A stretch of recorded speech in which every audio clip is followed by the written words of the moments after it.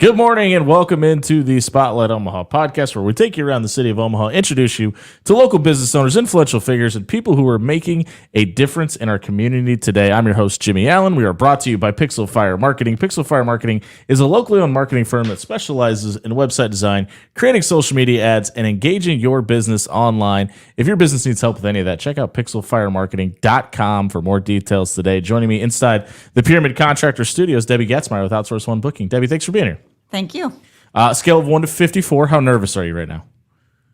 150. Great. Perfect. That's what we want to hear. Hey, listen, I think everybody, when they think of bookkeeping, they think of tax time and how much of a crunch it's going to be at that point. When we talk about the services that Outsource One offers from a bookkeeping standpoint, what type of relief are you offering your clientele? We provide monthly bookkeeping services for most small businesses, and we take that year-end crunch off the plate because we do that on a monthly basis, reconcile their books. So at any given time, they can have a complete set of books with all the ins and outs that they've had for the year. You guys also offer consulting. When we're talking about being on the consulting side of things, what does that look like, and what does the approach sound like if somebody does need help with that? We're a QuickBooks-based provider, so we do all things QuickBooks. So that may mean that someone that you're hiring in-house has questions or needs a go-to person because someone inside your office doesn't have that knowledge, whether that's starting new processes or just things that you've always done and you're employing someone new. It always arises that there's things that you may not have encountered before and you need further help with. So we're open to those calls and talking to people about what we can do to best help them and their staff. If somebody is already doing their books and they think, you know, I've been doing this for such a long time, I'm really good at it, nobody else can do it like me. What are the common misconceptions of people who have been doing it their own way for so long, maybe not using a service like QuickBooks or something like that, but they've got 11 yellow pads and a filing cabinet? What are some of the things that people often say to you that they're surprised you guys do better maybe than they can do themselves? Part of that is the fact that a lot of business owners are very, very capable of doing their own books, but it takes them so much time that they have to concentrate on that as well as growing the business or running the business in general. And they're often relieved at how much time it takes off of their schedule and opens it up for other things, even family or whatever that might be, by having someone that we're experts in doing that. And our goals are the same, but the processes are maybe more efficient in cases, just because they kind of navigate it on their own. And like I said, they're fully capable. It's just a time thing that it gets kind of put to the back burner when we can do it on a regular and it's not put on the back. So what are some of the struggles some people have with payroll when we talk about making sure employees are getting paid and things like that? But when they come to Outsource One, they say, we're having a problem with X, Y, and Z, and then you guys are able to fix those. Do you guys have a story like that? With as many services that are readily available out there to do it yourself, the biggest thing is if something does go awry and you don't know how to resolve it, you don't even know what happened to cause the issue. They get stuck in the queue and getting a ticket put in, and they don't really get a resolution to the issue. So we get a lot of clients that come to us specifically because of that reason. They're just not getting the person that can resolve the issue from beginning to end. And being that we're local in most cases, we stand behind and our employees stand behind. So you're always getting the resolution from that same source and seeing it through to make sure it's completed. You guys also offer data entry. What type of data entry do you guys end up doing for your clients? And is that something that is a focus point of the business or something that's just maybe an extra cherry on top of the other services? The data entry piece, it just depends because there's so much that we can do with bank feeds and that kind of thing to take we can keep our prices lower by doing automation. And what I mean is you load the transaction information, but we go in and classify each expense individually. So it takes the manual entry away from that. Sure. And manual entry can be very time consuming depending on the volume that you have as your business. You guys have an actual brick and mortar location. People can actually show up to your office and work with everybody after the pandemic, going home and working from home, and everything you guys do, you can do remotely. How big of a deal is it for you to have a location people can walk into and get face-to-face customer service? It's actually been an amazing selling point, or getting paperwork dropped off, those kind of things. It just helps solidify the services that we can provide by putting that face-to-face with our employees. We do have 6 in-house full-time people now, so there's always somebody that can help. Was that surprising to you when because a lot of times we talk in this room with business owners about how difficult it is to hire or trust somebody with the name that your business is, or sometimes in most businesses' cases, your actual name on the business, and handing it off to somebody else and expecting them to do the same thing. When you started this company, did you ever think you'd see a world where you had 6 employees? Not really. It's been great. The finding the right people for those positions is difficult, and we were lucky to have a lot of applicants, and then narrowed it down to those that you just got a general feeling of trust, and their experience proved what we could provide. I'm a little bit of a control freak, and so most business owners are. It's been difficult, but if we have the right management style, I guess, and oversight on the work, the product's the same. And that's part of our training, is making sure the product we provide our clients is the same as if I were in my basement doing it out of an office. We mentioned in your bio, but you're also a wife, and your husband owns a business as well, Mr. Rescue. How difficult is it to have 2 businesses under the same roof? It depends on how much he wants to say. Sure. Yeah. I got it. No, it's not too bad. The difference is our kids don't understand that there's parents that work 9 to 5 and they're not home and whatever, just because owning the business does allow us some flexibility in our schedule depending on the season for me, and actually for Scott as well, because he's roadside. So that's different seasons bring different level of work, but it's we managed, and honestly, a lot of his successes and failures in his business have allowed me to perfect and be better at the bookkeeping business. Are they that similar when we're talking about roadside assistance and bookkeeping, that if one thing doesn't work on one side, you can translate that, make that portable to the other side? Really? Wow. Okay. Bookkeeping in general, one size does not fit all. Sure. But the general concept of figuring out where issues are and things like that, it all comes down to the money in and money out and how that all works together within the accounting system. If somebody is considering going third party or going outside of doing their own bills and their own bookkeeping, why is it a good idea to maybe even just get a consultation and have a discussion? Overall, people are very leery about not having someone in-house. If they've outsourced before, usually something's broken and they want to fix it and go, they still like the outsourcing methods. But it alleviates, honestly, we have more resources than you would internally. A lot of things that we do to get people started and things like that is we explain, what our methods are, what we do on a monthly basis, what that can get you. In some cases, it's something that they have not gotten in-house. And they are like, well, we've been doing it this way, and we think that outsourcing might be the answer. We do have a lot of CPA partners also that really back us as far as that goes, because it takes the employee management off the plate. A lot of business owners don't know what they don't know, and that's what they come and they're like, I have no idea if this is right or wrong. This is the way we've been doing it. So we'd like you to assess that and see if outsourcing is the right way to go. Just because I've seen the benefits of this, I'll ask this softball question. What benefits are there to working with somebody who is your bookkeeper that also works with your CPA?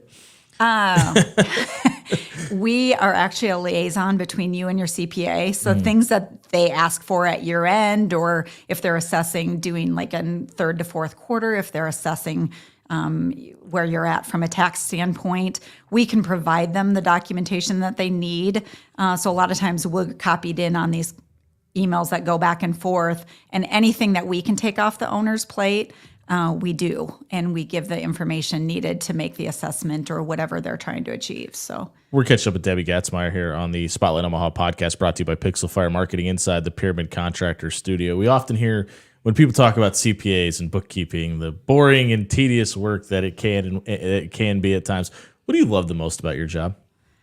Oh, what's funny is since I started in 2013, is when I officially opened my business, is I haven't ever wanted to call in sick to work, which is funny because that came to my attention when I was explaining to my brother who wanted to start his own business and came to me for pointers.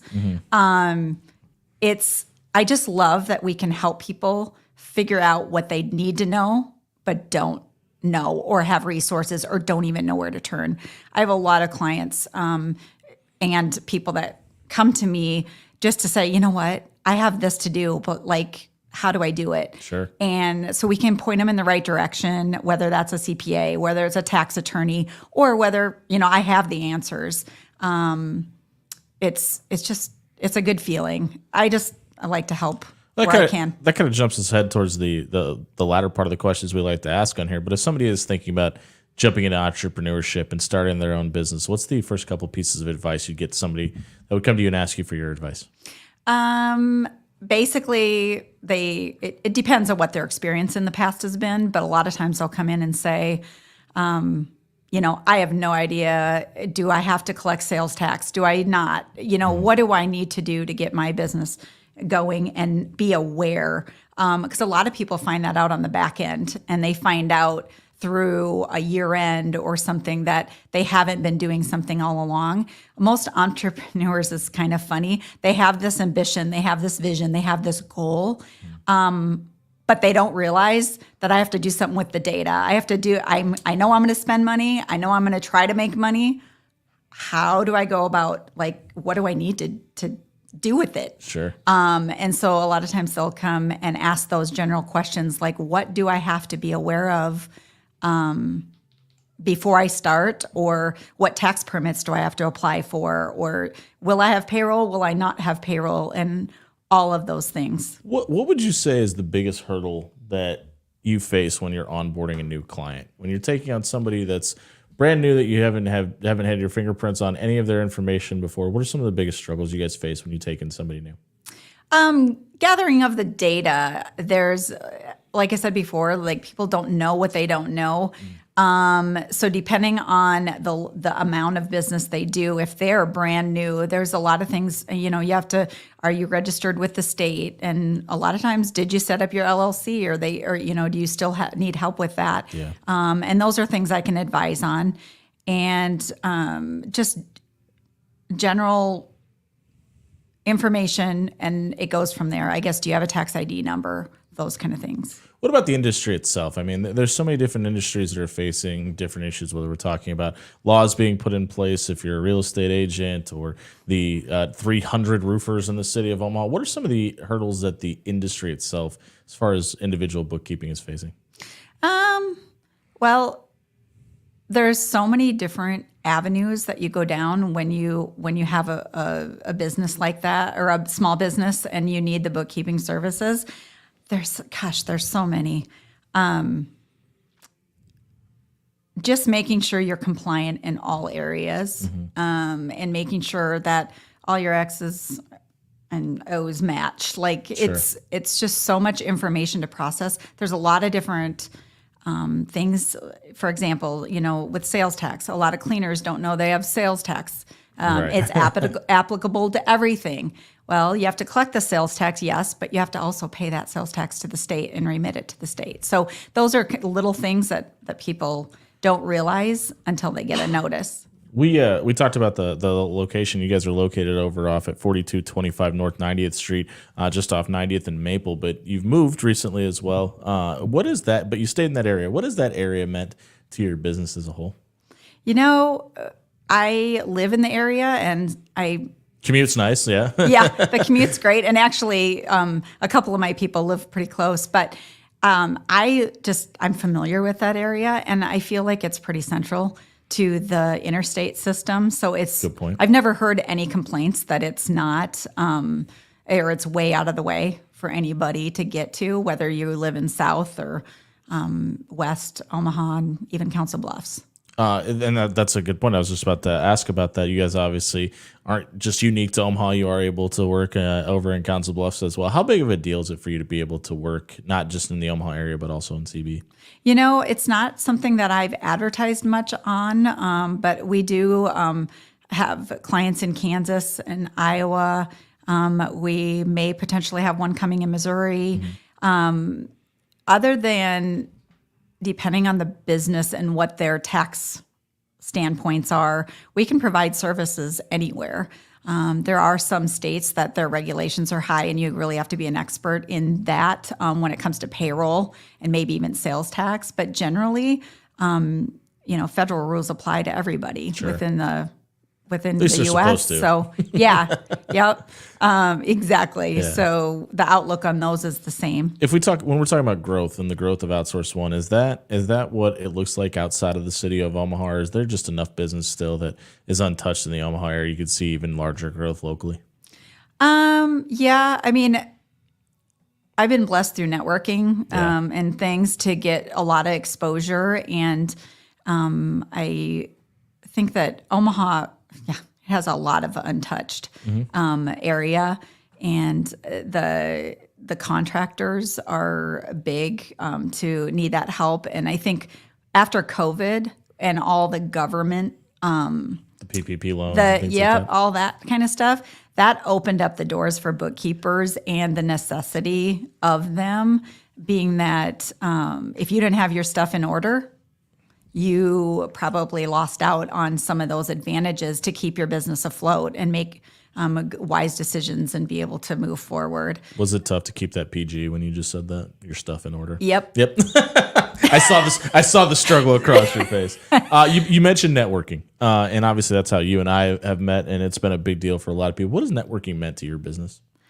It's just the exposure, and that you can really get to know people on a different level, because you are meeting with them face to face, and they become friends as well as they know what kind of business you run and what kind of person you are, and that's a big thing for me. Is I value my relationships in business and friends and everything. It's great when people do. Yeah. And I treat my clients, or we treat our clients just like we'd want to be treated in business.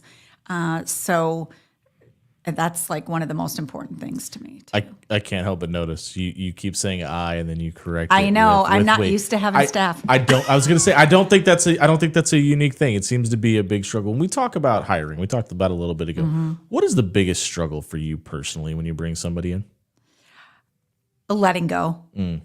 I mean, I trust him, and I know, but it's always something I carry, because I just want the level of customer service to be as high as it can be, to provide our clients with the same as if it was just me and them. Has it gotten easier or harder over time, in your opinion? It's getting easier for me because I know how to have the checks and balances in office to reassure myself that everything is going well and getting done.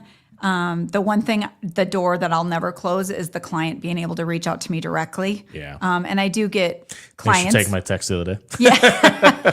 I do get clients that say that. They're like, I know, this person is working on my daily stuff and whatever, but if I do have a bigger question, or if I have something that, I want to run by you, I know that I can reach out to you and still get an answer. And that over time, I will I just don't want to lose that piece of it because Sure. that's the piece I enjoy the most is the client interaction. And we're catching up with Debbie Gatzemeyer of Outsource One Bookkeeping here on the Spotlight Omaha podcast, brought to you by Pixel Fire Marketing inside the Pyramid Contractor Studio. I want to talk about you personally for a minute because we've talked about Scott a little bit in his business, but you're a mom, a wife, a business owner. You do networking. You've got a great social life. How do you balance all of that?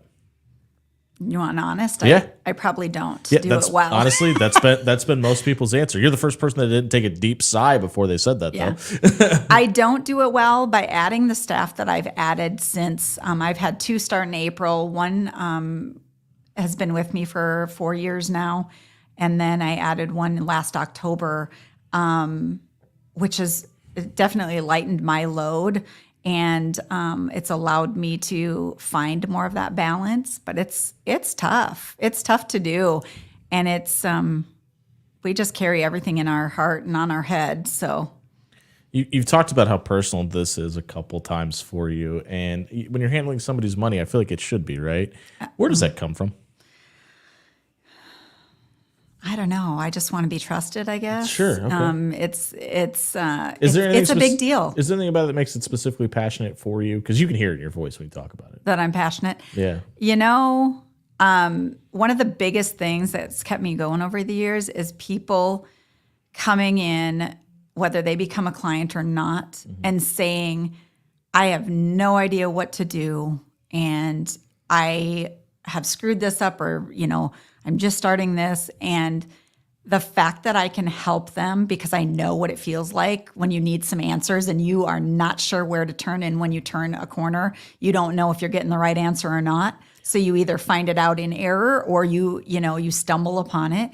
So I think that's the biggest thing, is that as a firm as a whole, we all have different resources that we can use. I agree with that. To be able to apply it to whatever the need is at that time. So that's very deep with me. If we've talked about growth a little bit too, but if we're talking about goals 4 or 5 years down the road, where do you want to see about Outsource One Bookkeeping grow to? As long as we're providing the same level of service as we can, growth is endless, to be honest. But with that, you need the backbone and the staff to support that, because you just don't want your products to falter. And that's something I've experienced a little bit of. It's like if you get stretched or spread too thin, it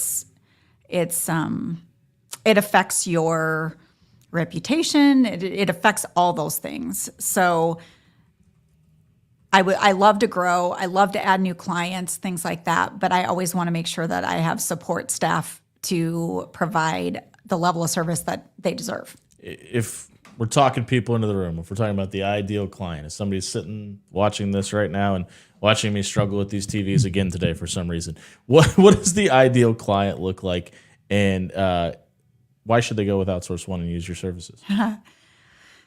There's not one ideal client. I mean, it's really anybody that owns a small business, whether they're just starting out or they've been in business a while and like what they have, or they want to downsize their building, so they want to downsize staff and needing room for that staff. And the expertise that we can provide just gives them a resource for what their needs are. And there are certain industries that, are more complex, whether it's, construction, or it's just more hands-on documentation, things like that with job costing, whatever. Let's go opposite end of the spectrum then. Okay. Glass half empty. Is there a clientele maybe too large, or is there do you guys cap it where you guys are able to help business at? I haven't had to address that yet, because everybody that is come looking would be suitable. Sure. But there is a threshold of, it's just a better thing to have a resource in-house, like have somebody doing what we do in-house. The business owner makes that decision, but if it wasn't a good fit when we initially did a consultation, I'd be completely honest with that. I told you before we started I was going to ask you some tough questions that were going to be difficult to deal with, and I think this is probably going to be one of them. And if you need a minute to think about it, understand, why are cats better than dogs? Do you have cats? No, you do. I had 2 cats. Oh, I have dogs too. Oh, do you? Okay, I didn't know that. All right. Well, which are better, cats or dogs? You have to pick. Well, cats don't need as much attention. That's a good point. My husband would be like, dogs are better. So, yeah, sure. But my husband is the dog person. So so I don't have the responsibility as much as he does. Okay. Our cat is a jerk. Okay. So, well, every now and then when you stop by your office, there's 1 or 2 manging around usually. Not anymore. Not anymore. They're okay. at home. Okay, gotcha. Yep. All right. Well, I always appreciated that aspect of it when I came in. Hey, we're kind of hitting that part of the show where we tend to wind it down. If is there anything about Outsource One bookkeeping that we haven't touched on that people should know about? I think we've touched on a lot, but one of the things is if you're in doubt, call. Sure. And you can schedule a time to chat with me, and I can hear you out on what you're looking for, or if you want me to give my opinion on a good fit, or if there's just any aspect of business that you've changed recently and it might require additional stuff with the state or other avenues that you're not sure of, I'd be more than happy to take those calls. And again, that phone number for Outsource One Bookkeeping is 402-799-1414. Or you can check out the website scrolling across your screen right now at outsourceoneservices.com as well. Debbie, thank you so much for doing this. I greatly appreciate it. Tame you so much. We'll be back tomorrow at 11 a.m. here on the Spotlight Omaha podcast, brought to you by Pixel Fire Marketing inside the Pyramid Contractor Studio, talking to a brand new business about how they're changing Omaha and a whole lot more. We'll see you tomorrow at 11. Thanks for stopping by.